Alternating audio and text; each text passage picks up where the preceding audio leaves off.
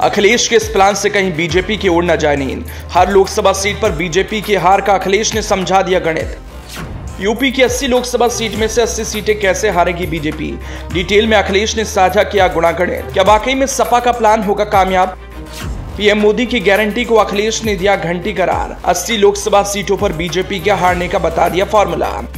सपा को लगता है इस बार वो 80 में से 80 लोकसभा सीटों पर बीजेपी को रोकने में कामयाब होगी। 80 लोकसभा सीटों पर यूपी में बीजेपी क्यों हारेगी, इसका गुणागणित सपा अध्यक्ष अखिलेश यादव ने जो बताया उसे सुनेंगे तो यही सवाल जहन में आएगा।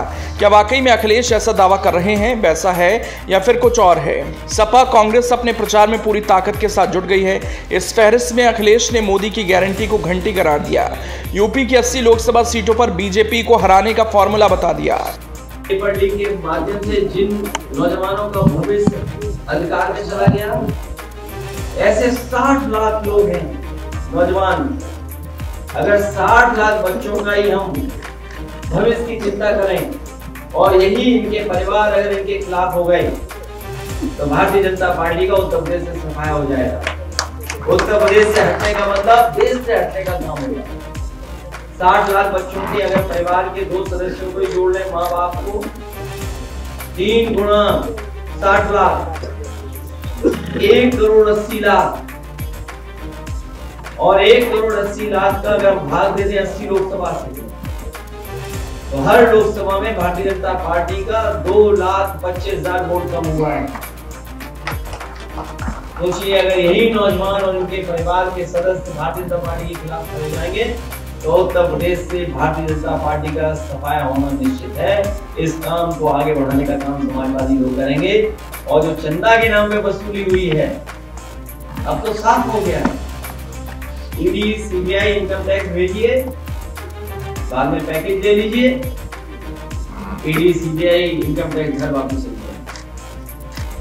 अब तो अखबारों ने भी लिख दिया, सूची लिख दी कि किसके यहाँ कब ईडी सीबीआई पहुंची, पैसा मिल गया, चंदा मिल गया और वो जांच खत्म हो गई। ऐसी वसूली शायद दुनिया में किसी लोकतंत्र देश में नहीं होगी जैसी भारतीय जनता पार्टी ने करके दिखाई है। इसका जवाब भारतीय जनता पार्टी के पास नहीं है। न भर्ती का जवाब है, न वसूली का जवाब है। ये जो नौकरियां खोई हैं नौजवानों ने, जो रोजगार खोए हैं नौजवानों ने, जो व्यापार खत्म हो गया, हम उससे सहमत हैं टेक्नोलॉजी से, लेकिन कारोबारियों का कारोबार छिन जाए, भविष्य क्या होगा 10 साल बाद, हमें उस बात की चिंता करनी है। हमें ऑनलाइन, डिजिटल, इससे कोई शिकायत नहीं है, लेकिन हमारे छोटे कारोबारी का खत्म हो जाए, सब खत्म हो जाए।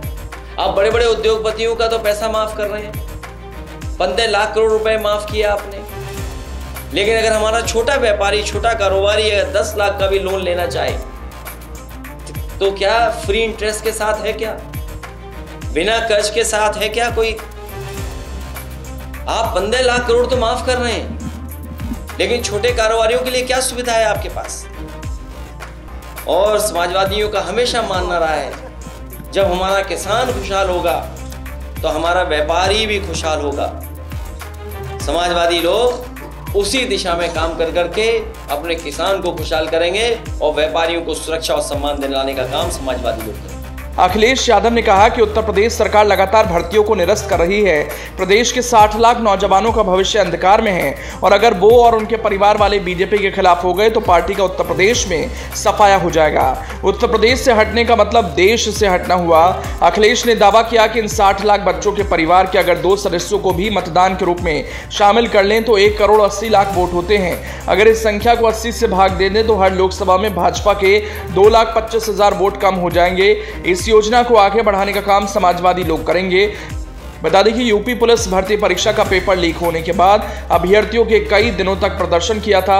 अभ्यर्थियों के आगे सरकार को झुकना पड़ा और भर्ती परीक्षा को रद्द कर दिया गया। इसके अलावा आरओ और एआरओ भर्ती परीक्षा का पेपर भी लीक हो गया था। ये परीक्षा भी रद्द कर दी गई थी। सरकार ने एसटीएफ को जांच सौंपी है और जांच चल रही है।